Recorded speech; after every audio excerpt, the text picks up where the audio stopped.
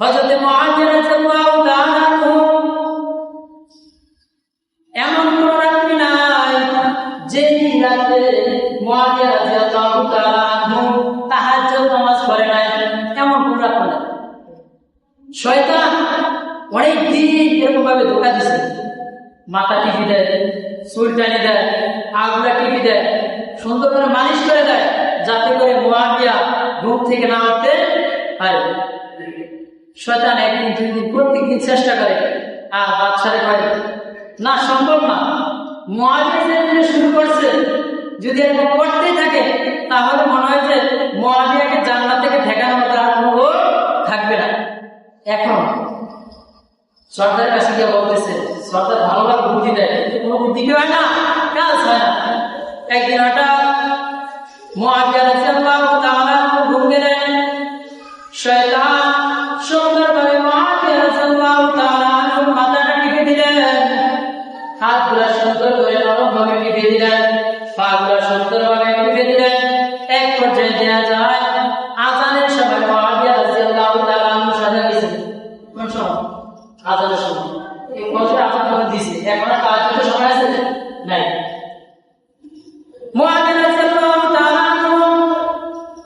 যখন আযানের আওয়াজ শুনলেন, শোনার সাথে সাথে চিৎকার দিয়ে বলল, মালিক, এমন কোন রাত্রি ছিল না যে রাত্রিটা আমি তাহাজ্জুদের ভিতরে কাটাই নাই।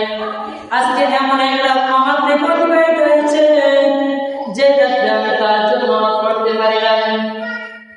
দিনের বেলা এমন কান্নাকাটি শুরু করছে।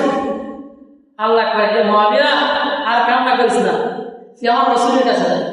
রাসূলের কাছে গেছে, যাওয়ার পর রাসূল বলতেছে, মুআবিয়া তোমার দোয়া কবুল হয়েছে, তোমার দোয়া কি হয়েছে? কবুল হয়েছে। কেমন কবুল হয়েছে? দেখেন, পরের দিন যখন তাহাজ্জুদের সময় হয়েছে, এখন শয়তান আসছে, আসার পরে মুআবিয়া রাদিয়াল্লাহু তাআলা কয়, হুজুর ওঠেন, তাহাজ্জুদের সময় হয়েছে। হুজুর, ও হুজুর, আপনি ওঠেন, তাহাজ্জুদের কি হয়েছে? সময় হয়েছে।